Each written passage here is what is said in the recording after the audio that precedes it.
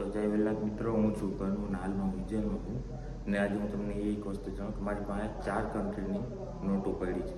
તો ચાલો હું તમને બતાવું. મોબાઈલ રાખી દો અહીંયા એટલે આપણું સેટઅપ થઈ જાય. તો નોટો આપણે ઇન્ડિયાના નોટો ચાલુ કરીએ. તો આ છે 100 રૂપિયા, જે આપણે ઇન્ડિયાના છે. તે પહેલી નોટ. ને આ છે જોર્ડનના પૈસા છે, જોર્ડનના રૂપિયાની નોટ. અને શું કહેવાય મને ખબર નથી, તમે કમેન્ટમાં કહેજો આનું હું નામ પણ.